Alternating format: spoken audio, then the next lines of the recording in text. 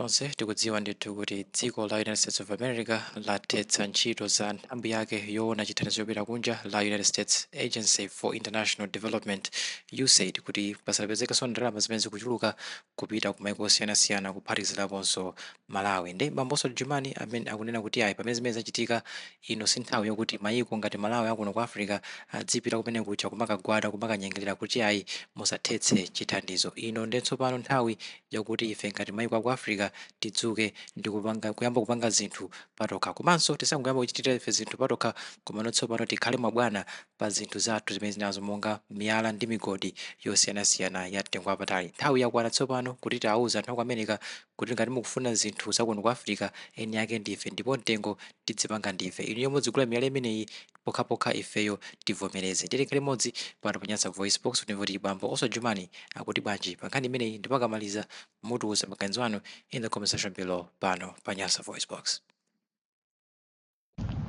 No, Chief, you know what?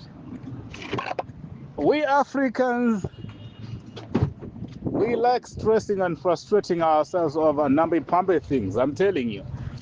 Donald Trump, how I wish I could have sent him a message. Africa was not born a beggar.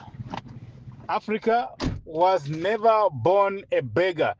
It is we here in Africa, tinawalandira azungu, we closed them, we gave them a shelter, we gave them food, and we gave them fresh water to drink. And we made America and Europe what they are today. They are what they are today because of Africa.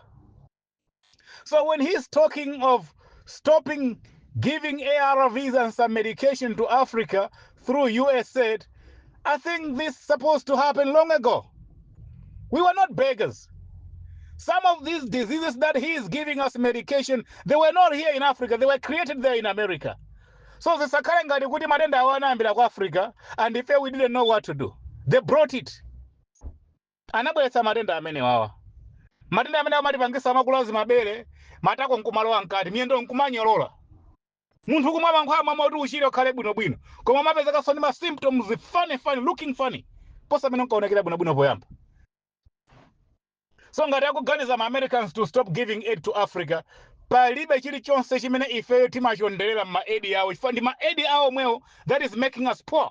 They can't make us think of generating wealth to develop our own continent. Tizikhala anthu odalira zithandizo. Akanasiya kuti thandiza zaka 40 zapita, zaka 100 zapitazo, we couldn't be where we are today.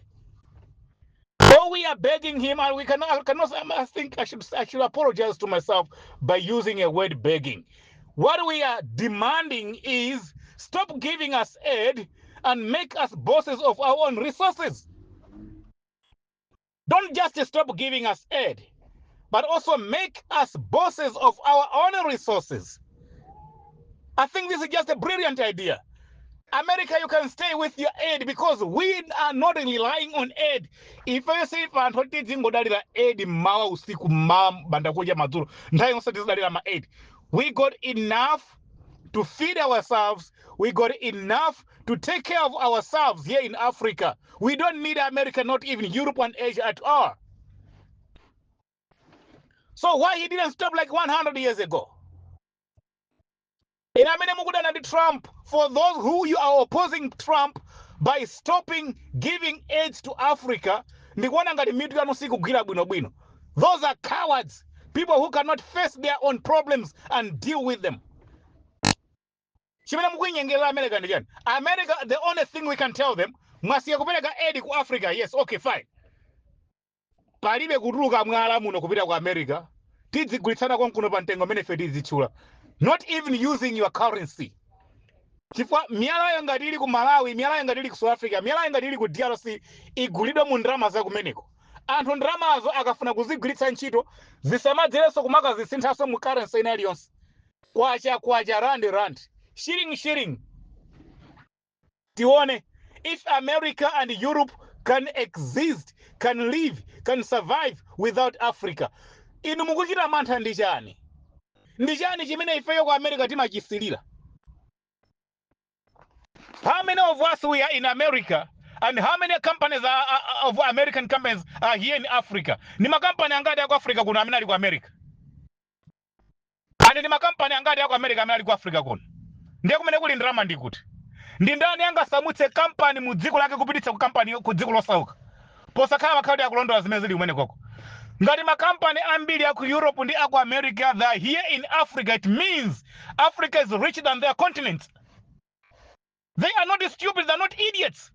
If they manage to migrate their companies from Europe, America, Asia, and Australia, and Arab Emirates, whatever, Arab world, and they came down to Africa, it means Africa is rich. They know they're going to make money here. So, in Amawona madaba kuti suddenly, then wefu America yasiya kupeleka ma HIV ma remedies za HIV. Ma remedies akati izama zayiselela paife ngati nkhumbazi. Awuzeni alengezesa asiye mawa muone tikumbe mizu Malawi mutachiza azibala athu amene amadwala HIV achi. Mankhwala atu alipo. Koma timatiti gawo zoti mankhwala alipo kudzera ku governments athu amene apangidwa run by idiots. Ndi amene amabwasa mazatigwira pa khosi akuti tisanene zoti tapeza mankhwala a TB, tisanene zoti tapeza mankhwala a HIV and AIDS, tisanene zoti tapeza mankhwala a coronavirus. Ati manga atipha. And amene amadzatipha sima Americans, our idiots working for our government. Amatuma apolisi athu, amatuma asilikali athu, amatuma ma intelligence athu maiko matumu kuti saka mpana atipeze mpana atikongonthedi mwalire. The only crime we have committed chifukwa chonda kuti itanena kuti tapeza mankhwala a HIV and AIDS. They can stay with their poisons. Here in Africa, we are going to cure one another using our herbs. No side effects. Koma zisango imira pokhapa posiya edipa. Anene sokuti tikubwerera kwathu tasiya kukubelani kwa Africa kuno. Tell him, Donald Trump, to say, apart from stopping giving you aid, we are also now denouncing that we are no longer going to loot Africa. We are going back to our own continent. So you Africans, you are free. No aid and no looting. So don't just stop giving aid to Africa. Also stop looting Africa. Donald Trump,